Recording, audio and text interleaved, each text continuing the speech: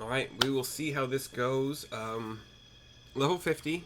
We're continuing the Manderville, the Hildebrand, Manderville, whatever, quest line.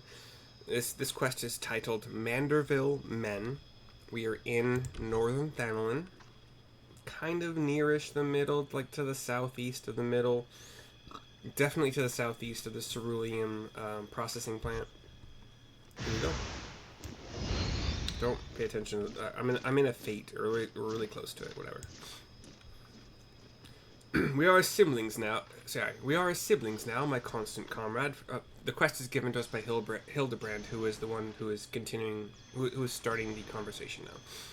We are as siblings now, my constant comrade, for I have shared with you the secrets of House Manderville. Now you must use that. Now you must use that knowledge. Go to the fallen chimera and dance like only a Manderville can. The what now?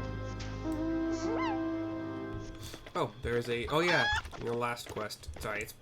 Yeah, I don't remember things or stuff. I got a lot going on. There was a chimera that was downed, and we will interact with this destination.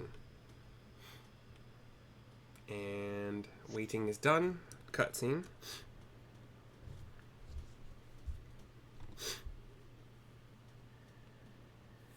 So we're just kind of standing in front of the dead chimera. The ram head, the lion, the big lion head, the dragon / snake head, Gilgamesh, Nashu, and the young boy whose name I can't remember right now walk up to me and give me a nod. Oh, and I do the silly, goofy, weird as hell Manderville dance in front of the chimera. Meanwhile, Hildebrand is looking around. The green chicken. Fancy yourself a Manderville man, you would do what only a Manderville can, then lift your legs and put up your hands, be a Manderville man. Says a voice, though we do not know the source of yet. He comes, says Gilgamesh. And from the sky, launching himself to the ground, is a silver white-haired, buff, glasses-wearing man. And he is naked except for... we'll see in a second, but it's underwear of some sort. Ho ho ho! You have naught to fear from me, not at all. The only accounts I came to settle were with the chimera. The young boy and Nashu look to each other. Gildebrand looks... Okay, so this mostly naked man is wearing... He's got... His glasses, by the way, have red... lenses. It's like you can't see his eyes behind him.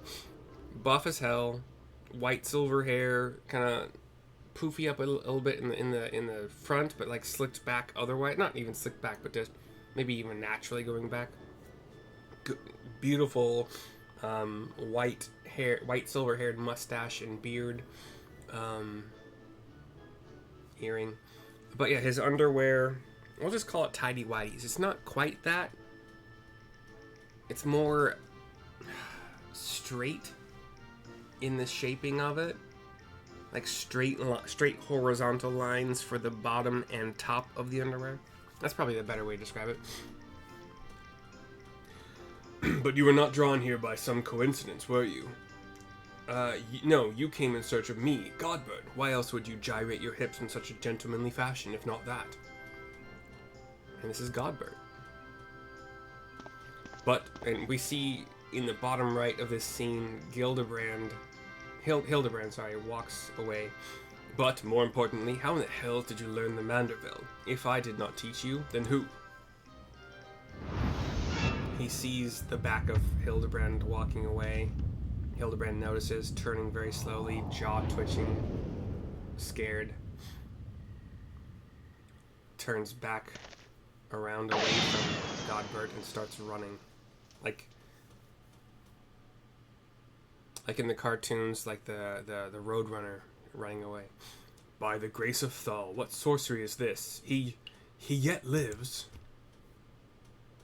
He gets into a kneeling pose and then launches himself in a sprint, following the Roadrunner sprinting Hildebrand, and we see this chase scene. Hildebrand is just panicked, looking over his shoulders. And Godbert is just looking like an Adonis. And Hildebrand like notices this and is kind of like, oh shit, and keeps sprinting in his tuxedo while Godbert is mostly naked, looking like the Flash catching up. Hildebrand, Helidor, god damn it. Gets him into a grip, like full arms around his waist. He's caught up to him. He's doing, I think it's called a suplex backwards. He said Hildebrand's full name. I just didn't expect it to be so quick on the screen, and I'm sorry. Hildebrand is now once again buried from like mid-torso to the head in the ground. Legs sticking up in the air. 10 years, Hildebrand. 10 years since you left home, and 5 since I learned of your trip to Dalamud. How long were you planning to allow your mother and father to suffer under the illusion that their beloved son was dead? Son, you are Hildy's father, says Gilgamesh in the... I go, what? Godbert, the goldsmith's a Manderville Man. Smithing is only a Manderville can. Oil him up and give him a tan, fit for a Manderville Man. He sings as he's doing this stupid dance. The legs of Hildebert start to kick. He pulls himself out of the sand. He's on his butt. Please, father, cease your undulations at once. There are more pressing matters at hand. Godbert keeps dancing. The young girl walks up to Hildebrand as he presents the antiques. This antique vase must be made whole once more, for the sake of Miss Maria. Maria looks down. Godbert looks at her, then to his son. Takes a couple steps forward. He's taller than Hildebrand by 6 inches, maybe? Takes the pottery, the broken pottery. Ha! Do not worry, little one. I deal with worse cases before my morning bowel movement. Cool. There's a rock all of a sudden, and we hear the sounds of Godbert repairing the vase to perfection within seconds. Hold your applause until the end. Byregot, guide my hammer. That's Bravo Y-R-E-G-O Tom. Byregot, guide my hammer. We have his hammer, kind of golden, flashing light.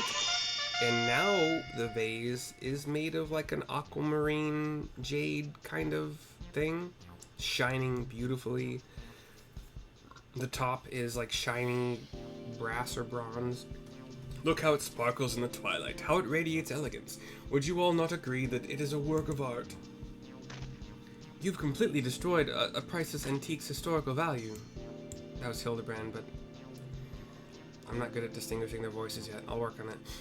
Nonsense. I have taken a dull, unremarkable vase and transformed it into something far superior. I hope you were paying attention, Hildy. How long has it been since you last held a hammer? Father, that is not my path. I am an agent of inquiry, an inspector. It is my duty to help those in need. Miss Maria is one such person. There are the others, too, innocent people whose weapons were callously ripped from their hands by a thieving duelist. I thought you had put away childish dreams. No matter. You will understand in due time. No, I will not. I'm an inspector, Father. I can be naught else. Mr. Godbert, sir? I don't think my mother's going to like what you did. She probably won't let Mr. Hildebrand help with the investigation. We cannot say that for certain, can we? Mayhap she will take a liking to this reimagining, says Gilgamesh. Hildebrand kind of gives him a weird, lopsided smile. Maria just kind of gives her like a, I guess, smile, nod. You spoke of a thieving duelist, did you not? It so happens I am something of a duelist myself. Were we to cross paths with this fellow, I would welcome the opportunity to pit my skills against his. And Keto as well, I should think. And Keto. The green chicken gives a flap of approval. I see, you two possess a strong sense of justice. Full glad am I to have met you, Greg. Now, let us return to Vesper Bay and see how our vase is received, says Hildy. Vesper Bay, you say? What a coincidence. I shall be traveling there on business once I have finished gathering materials, says Godbert. Oh, I think I might have seen the demon bird which took my weapon. Go on without me. I shall follow anon, says Gilgamesh. Alright, cutscene pans up and to the left away from the group. Everybody's going whatever direction they are choosing to. Summon the goldsmith. We have done. Manderville Men. I have Vesper Bay. I have one more Vesper Bay ticket. Free teleport.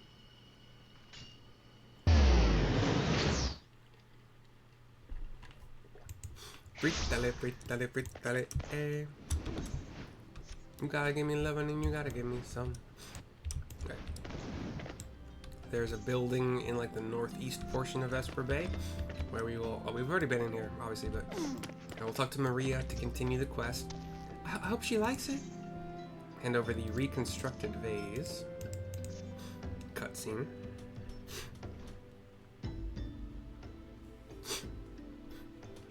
I think her name is Ellie, the reporter. Ellie is here as well. Mother, I brought you the vase. By the gods, have you all no shame? Have you? Yeah. How dare you make my daughter complicit in your chicanery? I don't know where you found this gaudy trash, but it bears no resemblance whatsoever to the vase I purchased. Now see here, Lady Dorilda, not only did you send Maria to fetch your priceless vase alone, placing her in considerable danger should bandits or wild beasts attack, which they did, but...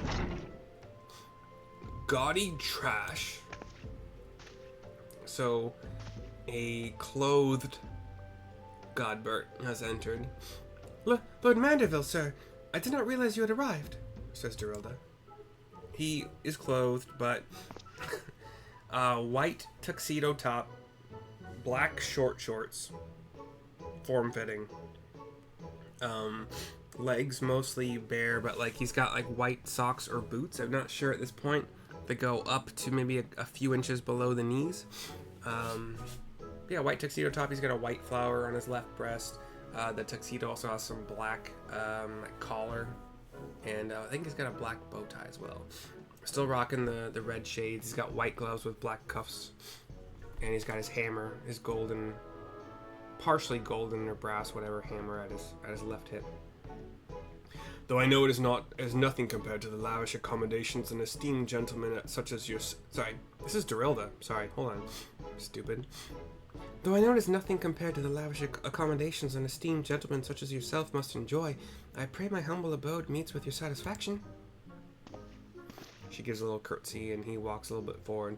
Oh, it does, my lady, it does indeed, especially that exquisite vase over yonder, although I gather from your previous comments that you do not like my reconstruction. Your reconstruction?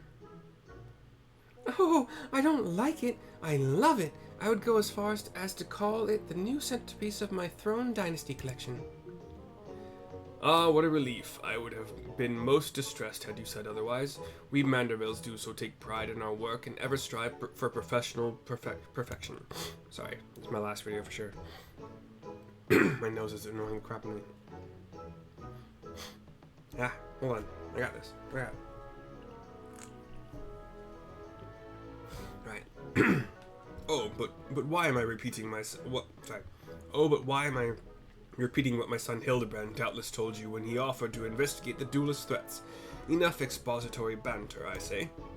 I cannot recall if your son used those precise words, but I do remember thinking that his help would be most welcome. You will be helping us, Inspector Hildebrand, will you not? Wait a minute.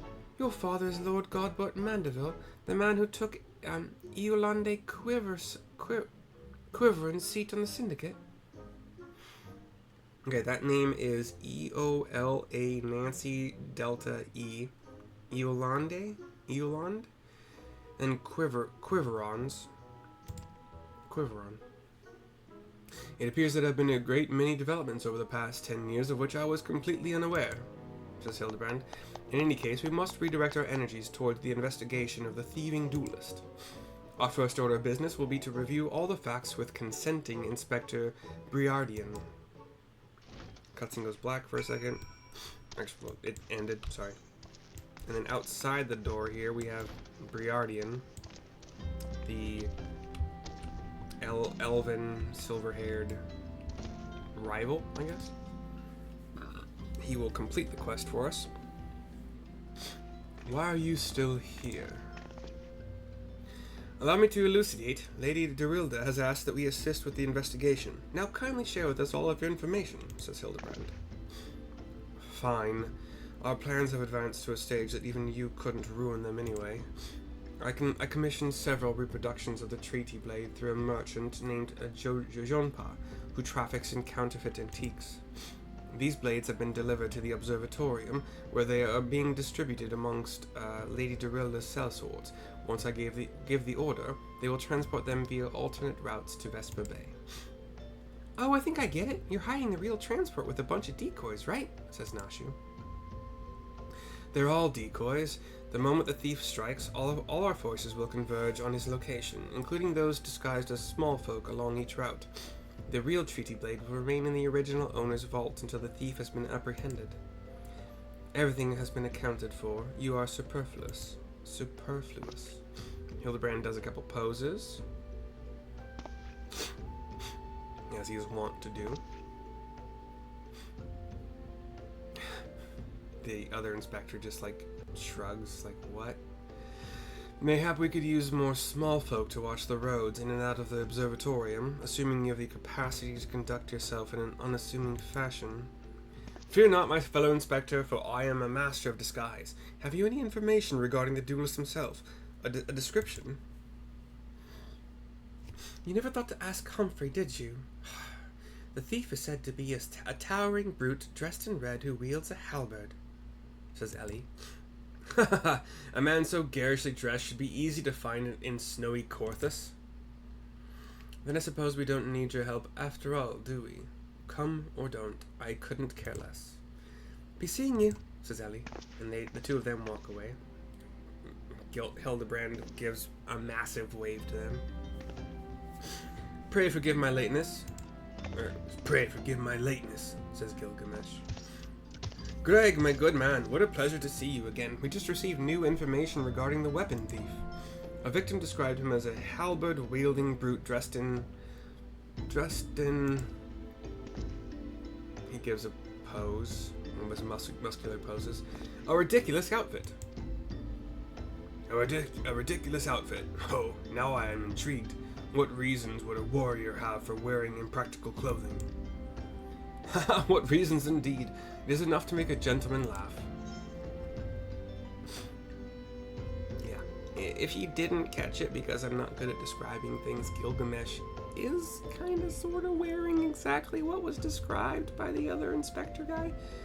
Or Ellie, actually, I guess Ellie described it. Manderville Men is complete. For certain, my last video of the night. I'm gonna get Ninja to 60. No, not 60. 54. Machinist and Black Mage are already at 54, and I'm gonna do those. I'm gonna do all of those quests tomorrow. So Ninja, Machinist, Black Mage. Possibly another Manderville or Hildebrand, whatever you want to call them, quest as well. But anyway, I will see you tomorrow for those. Bye bye for now.